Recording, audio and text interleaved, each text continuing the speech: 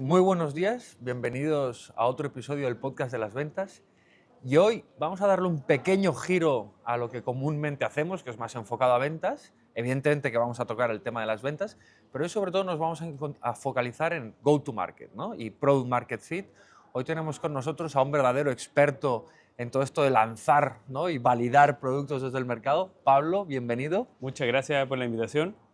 Oye, entonces, porque hablando antes, ¿no? Que estábamos comentando, tú has montado tu propia startup y Sí, has ayudado a más de 5 startups, ¿no? En esa fase de go-to-market, pro-market fit, tal y que cual.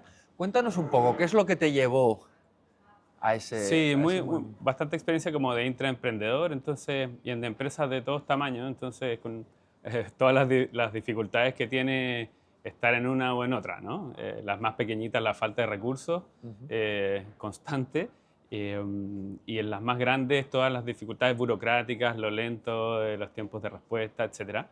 Pero siempre con ese factor en común como de ir creando cosas desde cero. Yo ya cuando entré a mi primer trabajo trabajaba en una aerolínea en LATAM, en esa época se llamaba LAN. Ya los primeros 2 años tenía ideas o ganas de emprender, y luego vi la posibilidad de poder aprender dentro de una empresa antes de emprender por mi cuenta en una compañía de seguros de crédito que se llama Continental en Chile. Y ahí me tocó lanzar servicios financieros. Y la verdad es que me fui por el proyecto, me interesó mucho y es toda una experiencia, ¿sabes? De algo que no sabes nada, básicamente, cómo montarlo, cómo crear los servicios, cómo presentarlo comercialmente, por qué canales de venta se van a vender, etcétera. Y ahí partió mi experiencia como diseñando primero estos productos y luego saliéndolos a vender. Le hacías el full cycle tú. O Sí, sea, sí, esa era, la primera era una venta muy B2B, ¿vale? enfocada como en directores financieros y CEOs para empresas, cuando eran empresas más pequeñas. Y ahí me tocó realmente aprender de la venta más como cara a cara. Eh, y me empezaron a interesar temas que me gustan mucho, como la psicología, o sea, el lenguaje corporal fue lo primero que empecé a mirar. Entender qué estaba pensando el otro, de qué le tenía que hablar. Por ejemplo, en el caso de los CFOs, son muy aversos al riesgo. Entonces, no te sirve ir con un discurso como muy luminoso y esto es lo mejor del mundo, sino que un discurso como más de así vamos a prevenir tus riesgos, así te vamos a ayudar a minimizar tus problemas, eh, y o sea, hacerle notar que riesgos que no habían visto y un poco enfocar tu conversación en eso, en la eficiencia también. Entonces uno va aprendiendo como de los interlocutores eh, cómo adaptarse uno para hacer ese discurso que es muy distinto si vas a vender luego a un director comercial o a alguien con otro perfil. Entonces ahí, claro, lo primero fue, estos eran unos departamentos que eran departamentos operativos de una compañía de seguro de crédito. Era un departamento de cobranza y un departamento de análisis de riesgo. O sea, yo lo pienso es como cómo me fui a lanzar una empresa de cobranza, lo menos sexy de la vida. Eran cobranzas B2B, pero igual el desafío era muy entretenido y era darle como vida propia a estos departamentos operativos. ¿Y qué tal fue al final? ¿Crecisteis? Sí, ¿Conseguisteis? sí, ahí también aprendí, no eran negocios que fueran muy grandes, en el mundo de la cobranza eran más las cuentas de la luz, del agua, etcétera, donde estaba el negocio. Y el B2B, la verdad es que no era un negocio muy grande, pero sí logramos bastantes clientes. Ahí cerré mi primera venta, que siempre es como un shot ahí de adrenalina interesante. Y muchas reuniones, o sea, no sé, 200 reuniones anuales con directores, CFOs, conociendo distintos tipos de empresas, muy, muy entretenido, la verdad. O sea, aprendí mucho. O sea, casi cada 2 días tenías una reunión con un CFO. Sí, sí. Claro. Y como todas las empresas necesitan cobrar, era de distintas industrias. Mm. Entonces aprendí mucho de distintas empresas y la verdad es que eso es como un matiz comercial que es muy entretenido. Entonces, y de esas reuniones cogía el feedback y lo incorporábamos a mejoras de productos, desarrollar nuevos productos.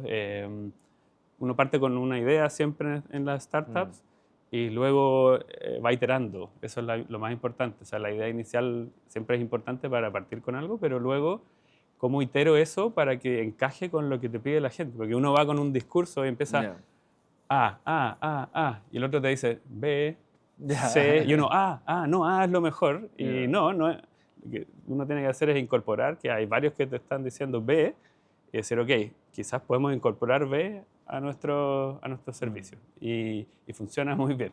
O sea, eso de escuchar al cliente se da en eso, como entender patrones, cuando se repite algo que te dicen, cuando no está funcionando algo en lo que uno tenía mucha fe.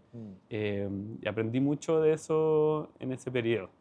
Bueno, haciendo 200 reuniones con Sí, CFOs, me imagino que desde sí, luego... sí. En ventas no fue tan éxito, pero conseguimos bastantes clientes. Lo que pasa es que facturaban poco, Vale. pero eran clientes recurrentes que constantemente Vale. Y externalizaban. luego, o sea, después de esta experiencia, ¿no?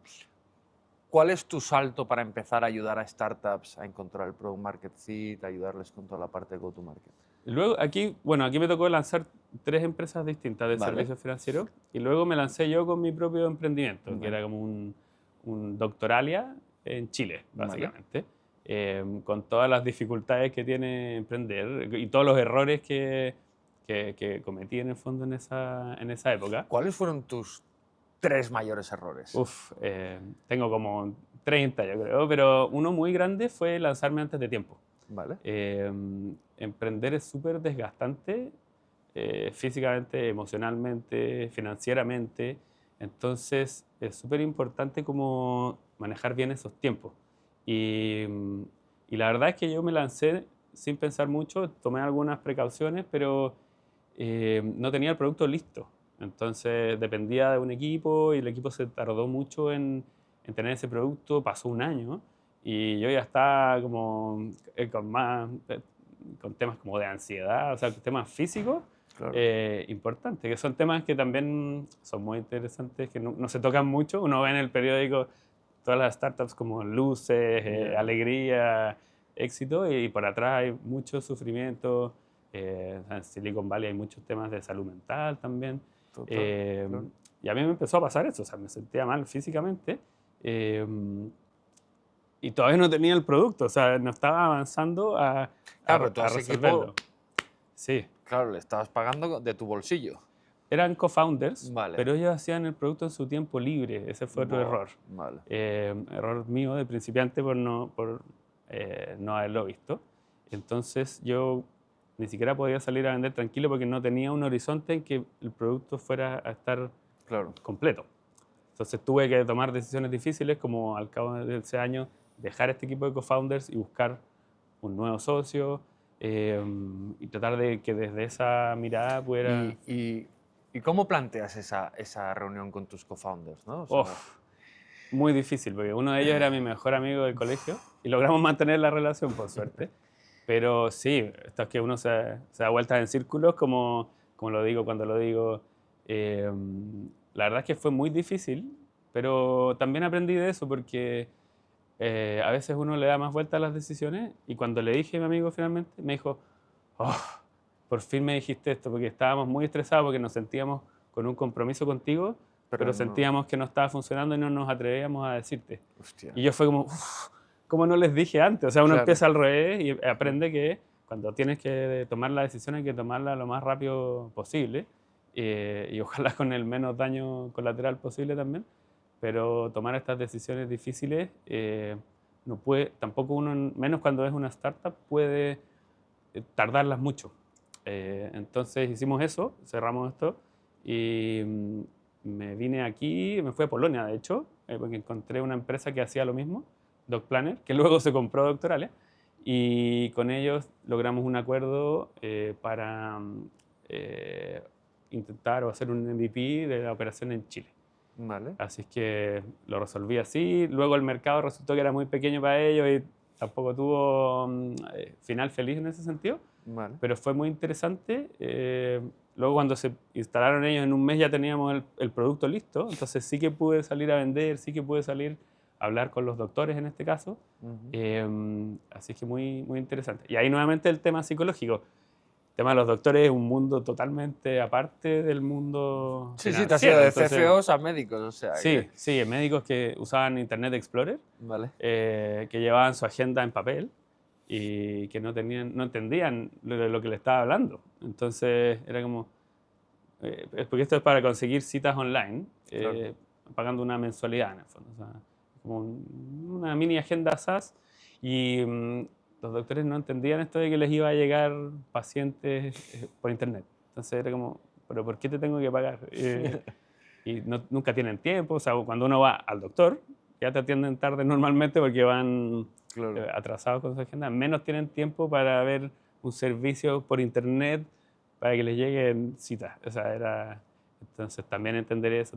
Ahí descubrí que en los doctores también los dermatólogos tenían una personalidad muy distinta a los oftalmólogos y a los de medicina interna. Entonces, siempre es clave entender eso, y para mí es como uno de los primeros pasos en la venta y en crear los productos también, entender cómo lo van a usar, cuáles son las barreras tecnológicas, cuáles son las barreras culturales, y desde ahí diseñar o rediseñar lo que uno había pensado inicialmente. Ujú. Y entonces de ahí, después de esa experiencia, ya empiezas a ayudar a otras startups, ¿no?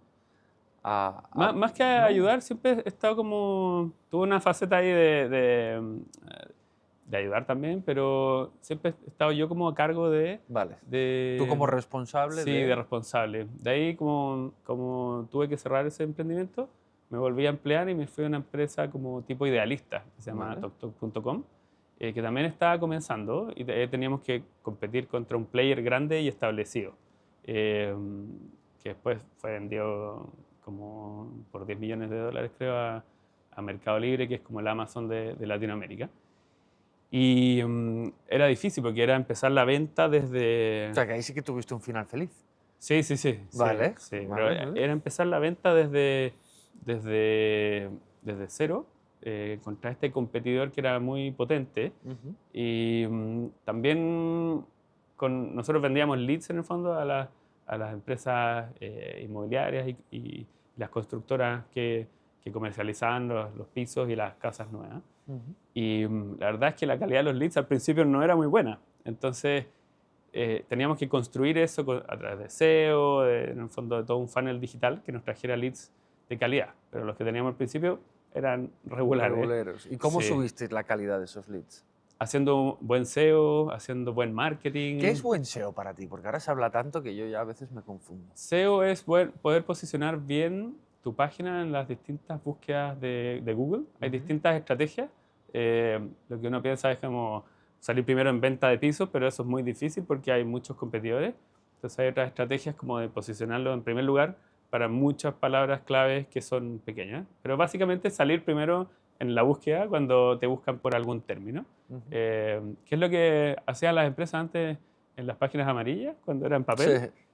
Todas las empresas empezaban con letra A, o los que entendían el posicionamiento, porque eran los que más llamaban. Necesito, no sé, un gaffiter, no sé, Andreu, era el primero que llamaban porque era el primero que salía claro. en la lista. Entonces Google es lo mismo, pero en digital. Entonces es trabajar los contenidos y Claro, lograr esto. y para ti, para lo que es la parte de SEO, ¿cuáles serían los 3 pilares fundamentales que necesitas hacer muy bien para tener un buen SEO? Tener bien la estructura de la página, o sea, que ¿Vale? si lo pensamos como un libro, que el libro se pueda leer, que tenga un índice, que tenga una introducción, que esté bien todo tagueado, etc. Tener muchos enlaces, pero que estos enlaces sean white hat, como nos dicen, o sea, conseguidos de buena manera y no pagados, o sea, ¿Vale? de O sitios... sea, gente que te referencia a tu sitio, ¿no? Sí, y sí, que sean sitios de la mayor reputación posible. O ¿Vale? sea, distinto si La Vanguardia o algún periódico te hace un link que tiene mucho peso a que si el blog de un amigo lo hace. Vale. Entonces, diría que esas son las principales cosas que hay que ver. Es un trabajo que requiere tiempo, pero que también se puede medir con herramientas. Eh, y uno ve el progreso. Claro, al principio uno pasa de la posición 50 a la 30 y no es muy emocionante porque las visitas no suben nada, pero luego ya te vas posicionando, va mejorando, mejora la calidad del tráfico que tienes, eso mejora tus leads en el caso de esta empresa, Ujú. que es tu producto al final. Entonces como comercial o como vendedor de esta solución, te empiezas a posicionar mejor en las empresas y te empiezan a ver con otros ojos. ¿Dirías que fue la clave del éxito, el SEO, para esta... El SEO y el marketing. El marketing? marketing también. Aparte estoy dando por hecho que uno hace bien el producto, todo el resto de Correcto, las sí, cosas pero estamos hablando que no es tan obvio, pero sí, claro. sí, es otro tipo de venta. También era mucha reunión B2B, más con directores comerciales. Ujú. eh, entonces también era distinto en ese sentido, otro perfil. El director comercial es más abierto. ¿Teníais Product Market Fit ya cuando empezaste ahí o no? No 100%, pero sí, sí bastante, porque esta empresa tenía antes un sitio como muy antiguo y lo hicieron como, lo rehicieron y lo rebrandearon. Entonces hubo que unir estos dos sitios, después terminamos matando a a la marca más antigua. La marca más antigua era una revista Vale. que pasó a tener un sitio y luego creamos esta nueva marca para competir Con la bestia con la esta. bestia, sí. Y es difícil al principio, o sea, no es... Uno cuando está metido en un emprendimiento está entusiasmado, está con energía y cree que todo el mundo lo va a recibir así, Ya. pero en general uno se enfrenta con cautela, con qué es esto nuevo, no lo conozco, Mm. le voy a dar una vuelta. ¿Y cuáles para ti serían los 3 elementos que te llegan a decir, vale, ahora tengo Product Market Fit? Buena pregunta. Cuando siento que hablo con la persona y lo que me pide está incluido o lo podemos ofrecer como servicio. O sea, Vale. que me dice blanco y yo tengo blanco. Eh, Eso yo creo que es el mayor indicador. Lo segundo, que funcione el servicio. Muchas veces uno puede tener la idea, pero al ejecutarlo funciona mal. Vale. Entonces puedes concretar tu venta, pero luego se te cae el cliente porque no le estás respondiendo. Y la tercera, el timing también. A veces, sobre todo cuando estamos en empresas digitales muy innovadoras, a veces uno llega antes de tiempo. A mí me pasó también con mi emprendimiento, con Doctor Click, que fue muy pronto. El mercado no estaba tan digitalizado, menos en un sector que era muy poco Ya. digital. Entonces, 10 años después todavía seguían siendo emprendimientos con la misma idea. Y no cuajaban. No cuajaban y ahora recién quizás están cuajando los primeros. Entonces Vale. ese timing también es importante. A veces la idea es buena, la ejecución es buena, pero el momento no es El el correcto. adecuado. Sí. Hostia, es buena esta. ¿Y cómo sabes cuándo el momento es el adecuado? Uf, es difícil. Es difícil. Por ejemplo, Steve Jobs tenía la idea de las pantallas táctiles en los años 80. Ya la tenía clara, pero no fue hasta el 2000 y tanto que logró plasmarlo. 2006, 2007 fue el iPhone, Mm. que lo llevó a un dispositivo que servía y que funcionaba bien y que cumplía con todo lo que él tenía en la cabeza. Entonces fueron más de Claro. 20, 30 años. Y a nivel, por ejemplo, de métricas, ¿hay algunas métricas que digas, vale, a partir de estas métricas podemos estar hablando que tienes Product Market Fit? Sí, no siempre mide uno, en especial cuando está partiendo. Ya. O sea, en el digital esa es la gracia que tiene, que es más fácil. Pero la mayoría de las veces, o muchas veces, uno no emprende en digital. Entonces, yo creo que la venta es un gran indicador. Eh, la recomendación que es intuitiva, no sé si intuitiva, es más difícil de medir. A veces te lo mencionan, a veces no. Pero tú sabes que hay recomendación o que está pasando algo cuando no haces nada o haces poco y Claro. te empiezan a llegar. Que pasa en el mundo SaaS, pasa Ahí, mucho. por ejemplo, a nivel de ventas, ¿cuánto dirías que necesitas, teniendo en cuenta márgenes diferentes, tal, ¿no? Pero para tener un indicador, ¿cuánto dirías que hay que vender al año para decir, vale, tengo Product Market Fit? Depende mucho del servicio. Ya. Por ejemplo, en la última empresa digital que trabajé era un software SaaS para clínicas dentales aquí en España. Y a partir de unos 40 clientes, no tanto la facturación, porque era facturado 80 euros mensual cada cliente, o sea, era poco. Muy poquito, ¿no? Sí, sí, porque era un software, un PMS para manejar Vale. eh, es como de pyme en el fondo, Claro. ese target. Con más o menos 40, 50 clientes ya empezaban a recomendarse. Vale. Entonces, si no llegaba a tener recomendaciones en ese nivel, había algo que no fallaba. Y hay otras Vale. cosas que las sabes de inmediato, porque es como lo quieres vender y te dicen que no porque no tiene esto. Por ejemplo, Claro. en esa misma empresa, esto era un software desarrollado también en Latinoamérica, pero que se estaba vendiendo aquí en España. Y el módulo de facturación no se adaptaba a las necesidades de España. Entonces yo trataba de vender y me decían, bueno, ¿y la facturación cómo lo hacemos? No, es que no está desarrollado. Lo siento mucho. Chao. perdías muchas ventas, Claro. es importante traquear las razones de rechazo. Claro. Eso es súper, súper importante. Aunque sea en un Excel, no es necesario tener un tremendo CRM, si se puede tener bien, pero si no tienen los recursos, anotarlo, preguntar mucho a los clientes e ir viendo las razones. Y luego hacer la estadística, decir, mira, de los 100 que me dijeron que no, 40 es por la facturación. Vale, hay que hacer el módulo de facturación. Sí, porque además es verdad que como vendedores siempre nos quedamos con el último no. Sí, Y ese último no es el que hay que cambiarlo todo por Sí. ese último no, ¿no? Y te Sí, sí, olvidas sí. de los otros 10. sí. que Y igual que no tiene generalmente nada los que ver. clientes siempre tienen razón desde su punto de vista. Entonces, pero quizás su caso es un caso borde. Entonces la labor de uno es como, ¿cómo hago? Tengo que sondear varios clientes y sacar patrones y ver cuáles se repiten más. Y volviendo un poco al tema de las métricas, ¿no? Entonces tú dirías, ostras, a partir de ahí 40 clientes, 80 euros al mes, ¿no? O sea, que estamos hablando de facturaciones pequeñitas, ¿no? Sí, Ahí puedes decir, oye, empecé a ver que había Product Market Fit porque empezaste a recibir recomendaciones del sí, sector, exacto. ¿no? Y entre ellos empezó a hacer una pelota y, oye, te volviste Sí. FOMO o como lo que sea, ¿no? Sí, sí, sí, tal cual. Y ahí dijiste, oye, podemos decir que tenemos Product Market Fit, ahora vamos a escalar esto, ¿no? ¿O no? ¿O cómo lo Sí, hiciste? sí, sí, de todas maneras. Ahí en el fondo, claro, cuando uno ya tiene el Product Market Fit es cuando le empieza a armar más el equipo de ventas, empieza Y en tu recomendación, bajo tu experiencia, ¿cuáles serían las claves para una vez tienes el Product Market Fit, ¿no? Empezar a armar ese equipo de ventas? Va a depender el tipo de venta que uno necesite, es bien distinto. Si es B2B es mucho más como de joyería, ¿no? No es a lo bruto tener 500 vendedores y ya está. Va a depender un poco de la geografía o del alcance que necesite, a veces sí. Pero mientras más grande el negocio es más de joyería, mientras más pyme, más SMEs, es más como la máquina de ventas, ¿no? Como Claro. tener todo el proceso comercial, bueno, desde el funnel de creación de venta, del lead generation en el fondo, el funnel digital, las recomendaciones, eventos, etcétera, email marketing.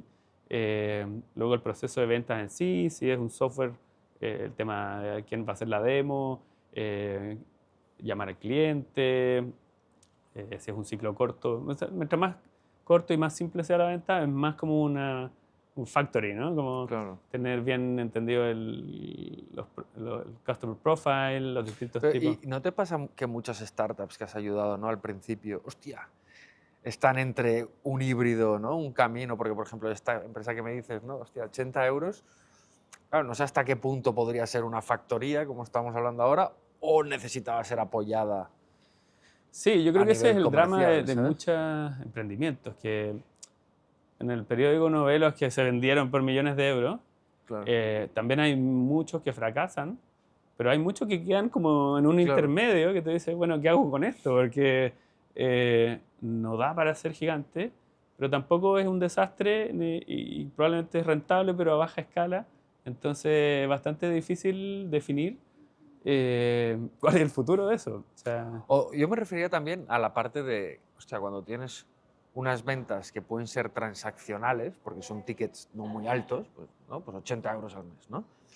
Pero claro, tampoco estás en el límite para hacer una venta consultiva, ¿sabes? Porque al final, por 80 euros al mes, tener un lead miner, un SDR, luego un account executive, luego un head of, ¿sabes? sí. Pues hostia, tienes que cerrar un huevo de 80 euros para que te salga rentable todo eso, mientras que si lo intentas hacer por un self-service, por así decirlo, hostia, igual ya es un willing to pay que está ahí en el límite para que Sí. alguien le haga el self-service y pague Sí, 80 pavos, sí, ¿sabes? sí. Y Entonces, el cliente self-service siempre tiene un porcentaje importante que te dicen, quiero hablar con un comercial, Claro. necesito más información.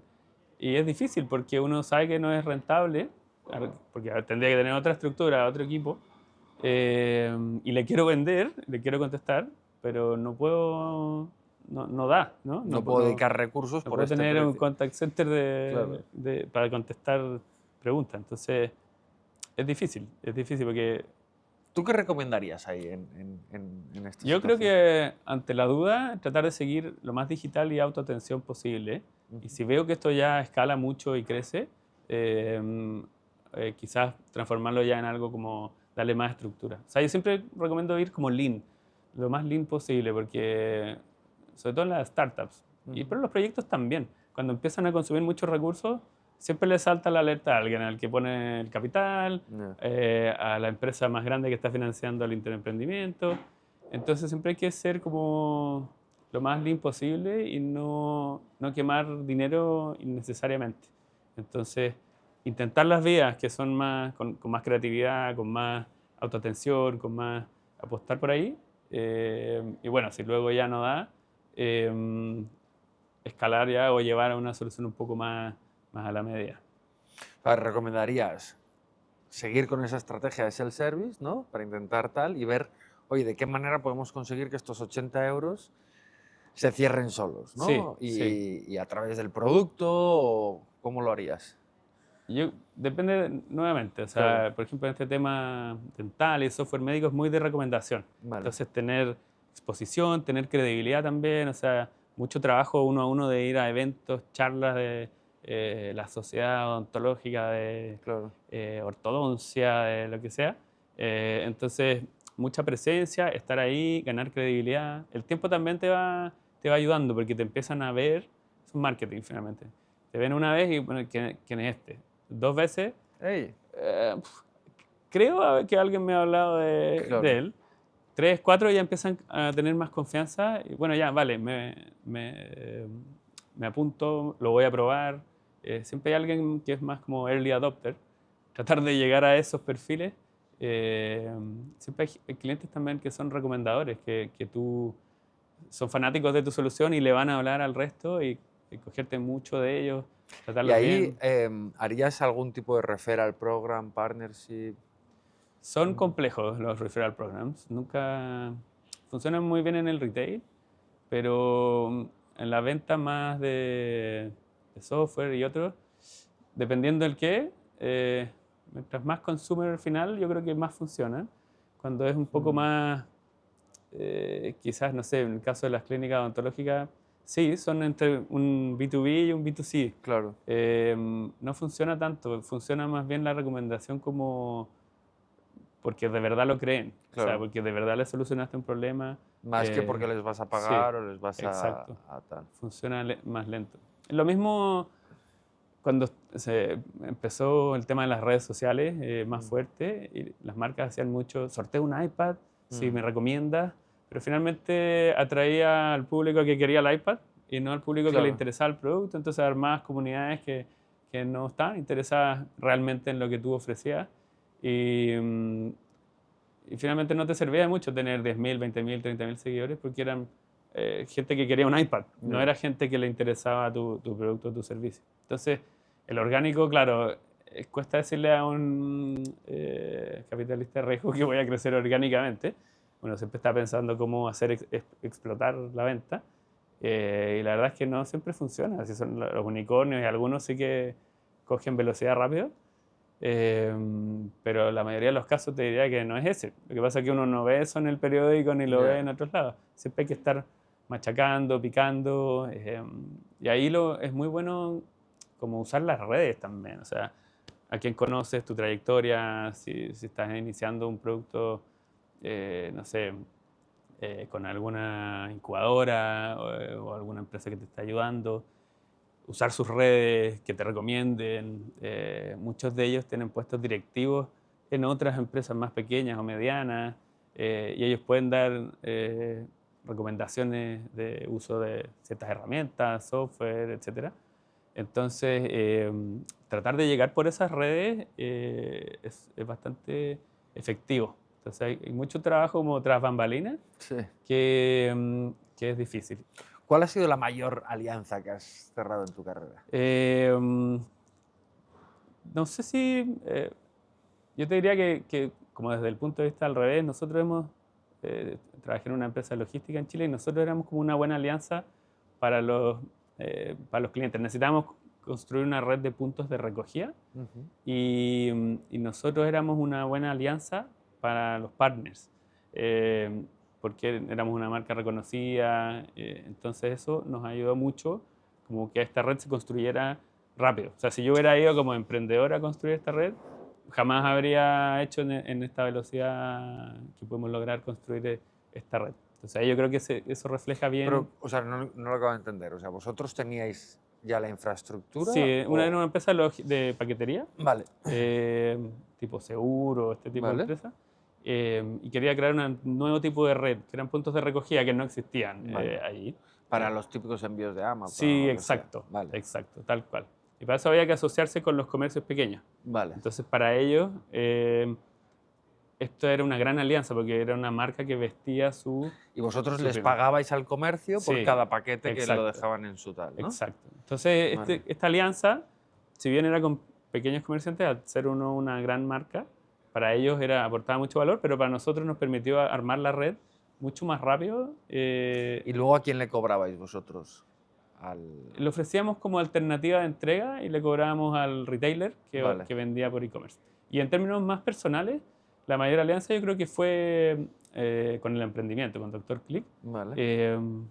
Uno, conseguir financiamiento, el financiamiento Capital Semilla, que fue más con entidades como gubernamentales, pero que hay mucha competencia, entonces fue difícil. Fueron varias veces que me dijeron que no, antes de que me dijeran que sí.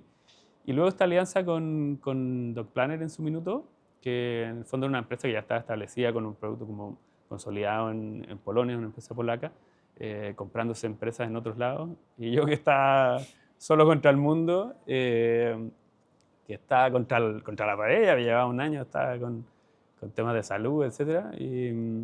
Y que después de un año que ya estaba un poco desfinanciado yo, que había tenido que cortar este vínculo con mi amigo, eh, lograr eso fue súper interesante, como contra el tiempo, con pocos recursos, sin el producto. No tenía nada, o sea, tenía el conocimiento de lo que había hecho, pero nada tangible, no tenía el producto. Y aún así logré convencerlos y pudimos al menos implementar el producto ahí Buena en venta Chile y ahí, ¿no? probarlo. Sí, muy buena venta, muy buena venta. Y mucho siempre la Claro. relación personal, o sea, yo esto no fue, contacté al principio por correo, por email, pero luego fue venir aquí, que me vieran, mostrarles que yo ya lo había hecho, que tenía también capital de Capital Semilla, eh, y como demostrar que uno era capaz de liderar esta iniciativa para que ellos pudieran confiar también. El tema de la confianza es clave siempre.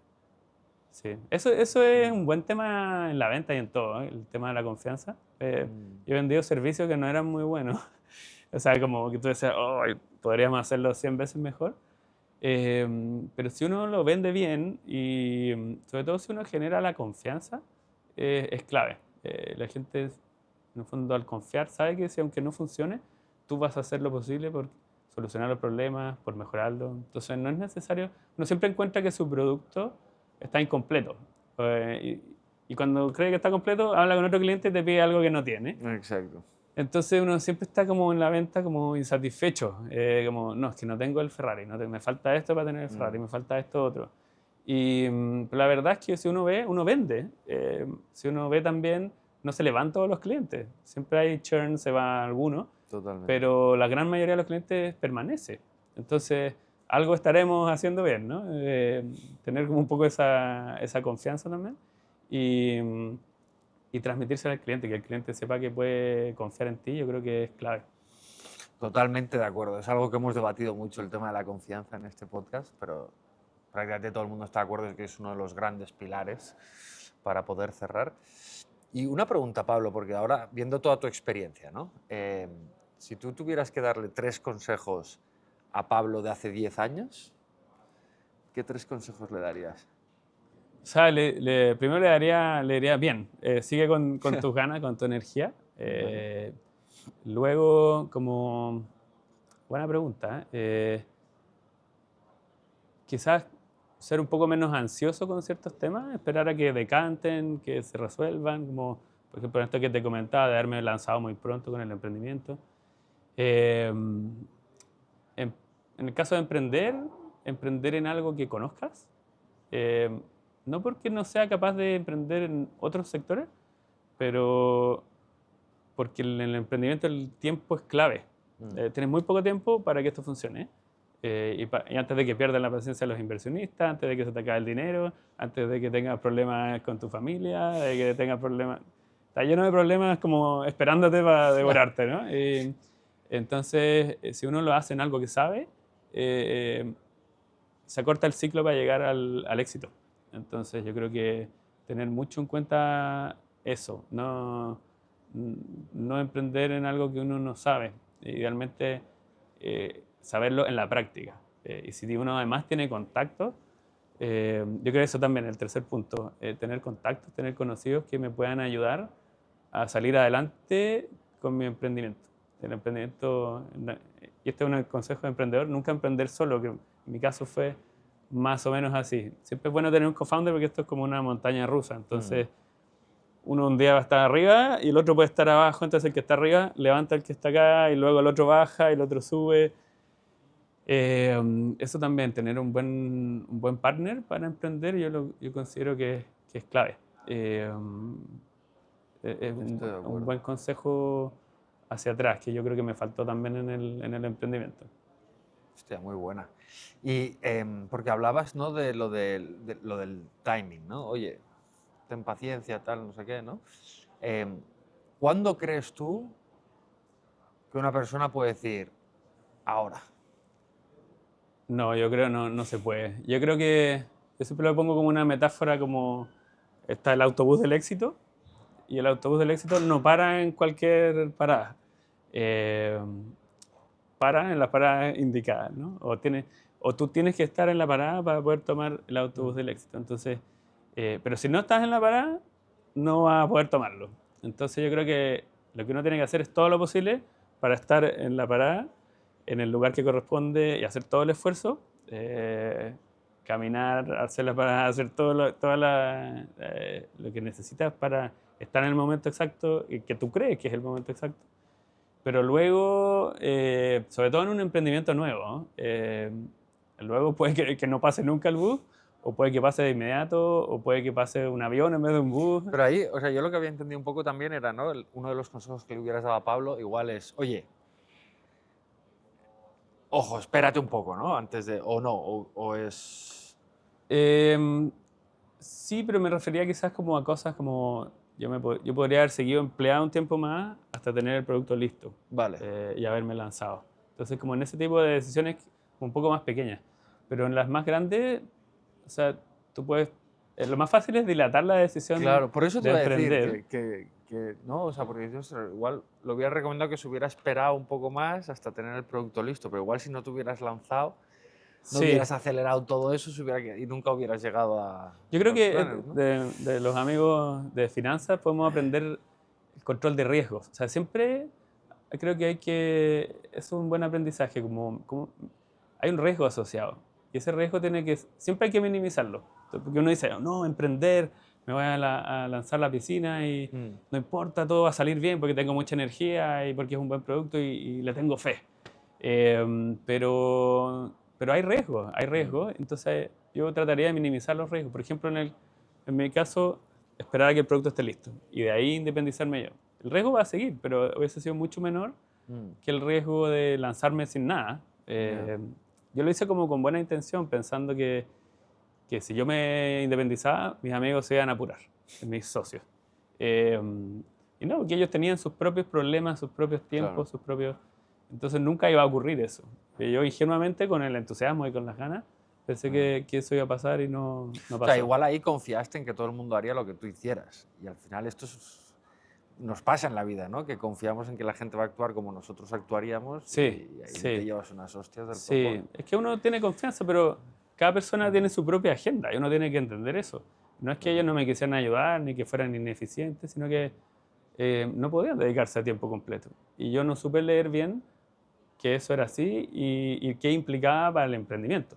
Y mi tarea era sacar este emprendimiento adelante, por lo tanto me demoré mucho en hacer ese corte y poder dar el paso siguiente, que fue buscar esta alianza por la que me preguntaba.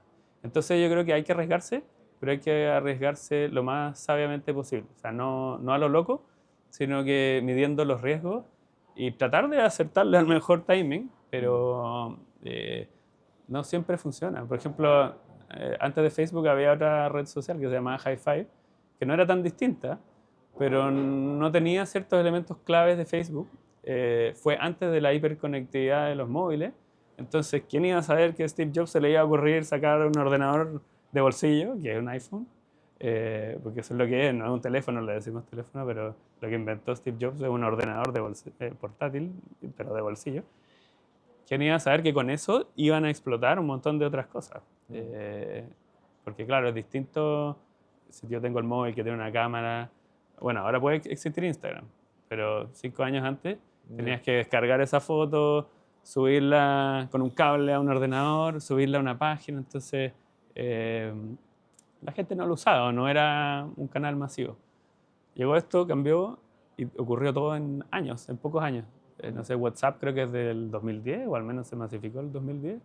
En 3 años pasó todo esto y antes no existía. Entonces, hay miles de personas o cientos de personas que crearon Facebook antes de Facebook, pero no estaban los móviles con conectividad a Internet, no estaban las condiciones y uno no lo sabe. Uno no sabe necesariamente cuándo va a salir la siguiente gran innovación. Esto es más, aplica más como a startups innovadores tecnológicos, que a veces se pueden hacer innovaciones sobre procesos que ya existen. Venta de seguros. Bueno, de seguro hace siglos que se venden seguros, ¿no? Entonces, claro, yo lo quiero vender online. Bueno, ahí está más acotado porque el mercado ya existe, es algo nuevo, entonces quizás no requiere tener algunos timings como, pero más macro, como ya que la gente que el que compra seguros se conecta a internet y tenga acceso, que le interese comparar, pero son quizás como un poco más obvios.